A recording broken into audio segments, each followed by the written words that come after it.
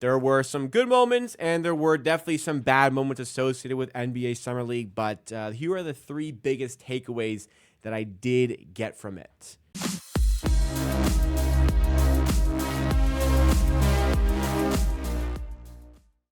This channel right here is Amateur Hour Clips, part of the Amateur Hour Production Network, where it continues to be all Raptors all the time. On this channel, we take the best segments from the live streams that we do over on the main channel, Amateur Hour Sports, and clip it into some bite-sized segments for you to enjoy. So, if you do enjoy along the way, make sure you do hit that like button and subscribe to the channel as well to stay up to date on all the content we have coming your way. First of all, I did want to discuss Grady Dick.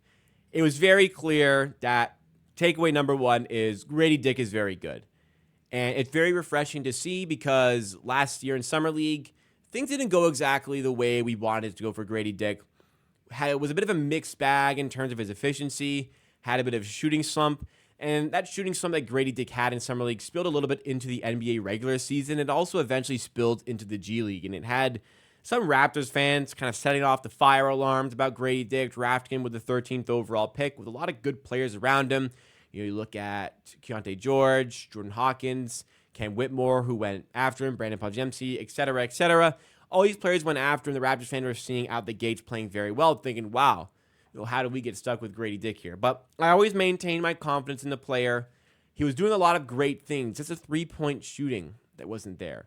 He wasn't knocking down the shots, but had the belief that a guy who for 18 years, all he did was knock down threes, had belief he was going to start doing that eventually, and when he did, he became an important player near the end of the season for the Raptors, and I think his role is only going to grow, especially with Gary Trent Jr. leaving the team in free agency, eventually signing with the Milwaukee Bucks. But we saw the Raptors start out great in the Summer League. Well, I remember getting hyped up for the roster that the Raptors had for Summer League. I mean, it was an insane roster. A lot of great players. Abaji in his third year. You had Brandon Carlson, who we had just signed in a two-way deal. DJ Carton with NBA experience. You had Javon Freeman-Liberty with NBA experience. Grady Dick in his second season. Probably even too good to be playing in Summer League. New picks, Jacoby Walter, Jamal Shedd, Jonathan Mobo, Ulrich Shamshay, and even at the time, Drew Timme was on the roster. Now, he eventually decided to play elsewhere. I believe it was with the Sacramento Kings. But, yeah, I was really excited about the possibilities of Summer League, and that excitement grew when the Raptors started out 2-0 in that Summer League. But that's when the injuries happened to Jonathan Mobo, but in particular, it happened to Grady Dick. Things fell off the rails. The Raptors got pretty much dismantled in their next three games. Some late surges made the scorelines look a little bit better, like we had in the 11-point loss, which was eventually in the fifth game to the San Antonio Spurs. The Raptors rallied late to make it as close as that was. So it was very clear that Grady Dick's floor spacing was very essential to this team.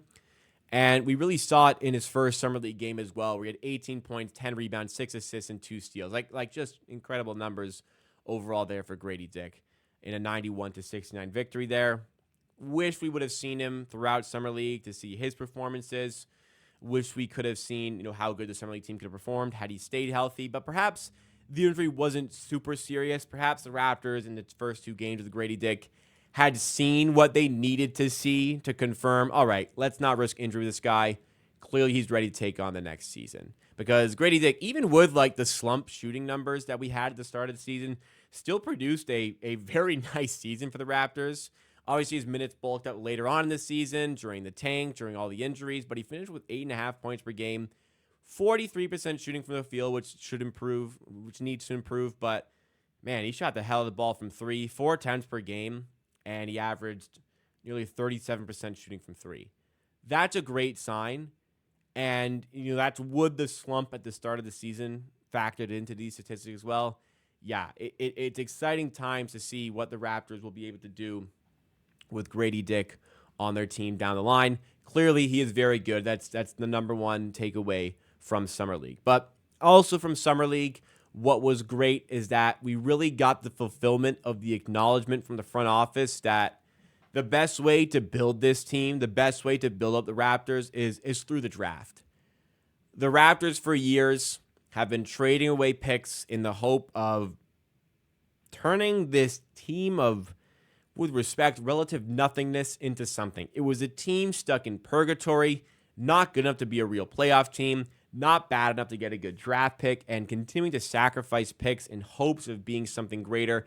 It just wasn't working. It's so confusing. Like, you look back on the championship team, the amount of that championship team that was built through the draft, like getting Kawhi Leonard, that was because the Raptors drafted DeMar DeRozan. But one of the key reasons the Raptors won the championship is their scouting team finding championship caliber players, and they were still on rookie contracts in that era. Like Siakam, the second best player on that championship team, was on a rookie contract. Fred VanVleet stole a Finals MVP vote off Kawhi on a rookie contract. OG was injured, but part of that roster.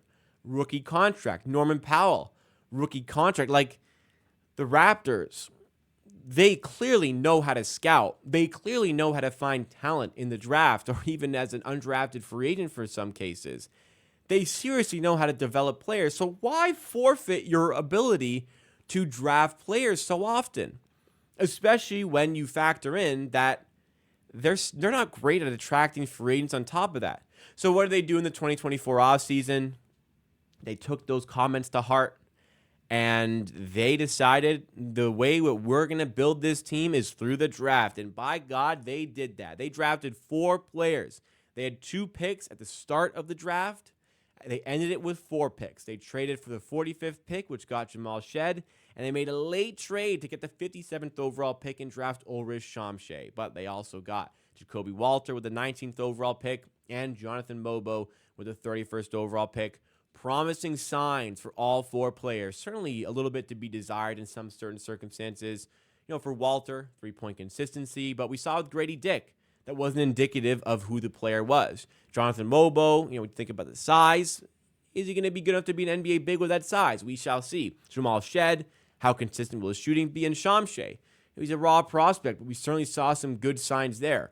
This is the way for the Raptors to build their roster, and thankfully they understand this, especially going into a couple of key drafts that are projected to be very strong, not only in 2025, but 2026.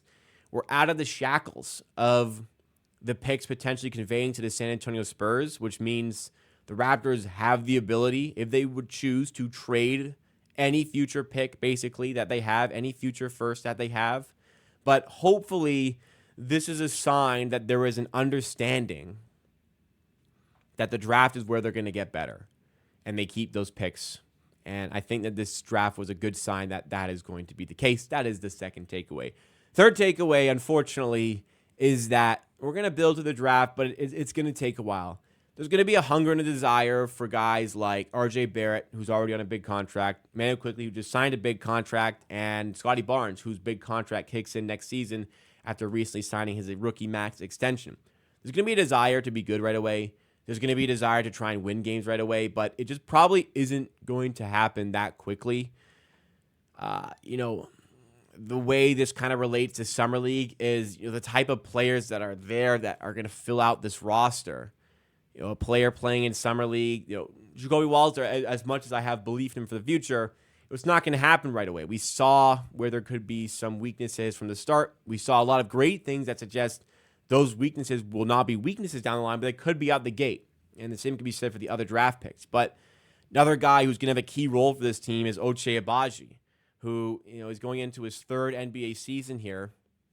Was drafted in the lottery by the Cleveland Cavaliers a couple of years ago.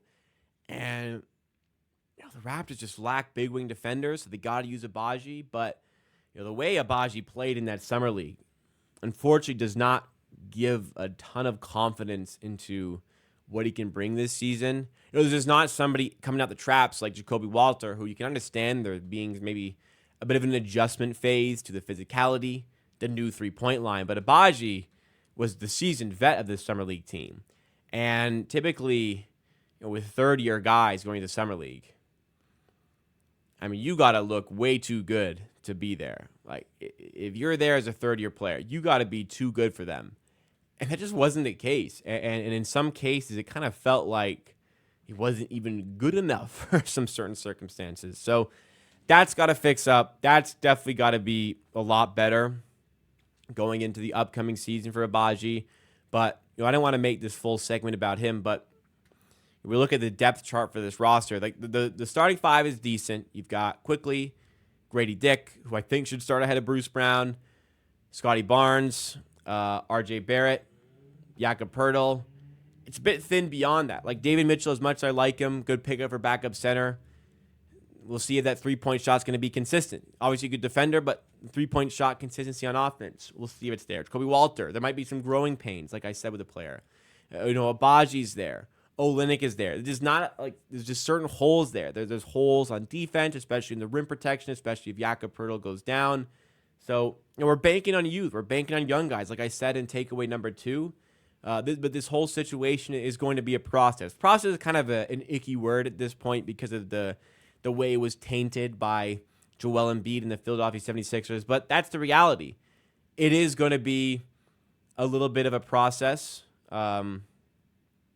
But hopefully, we can find the light and the silver linings along the way to make it that little bit more enjoyable and make those good times that are hopefully not too far away all the much more sweeter when we get there. But yeah, Summer League, it's not always, that's not everything, but it's not nothing either.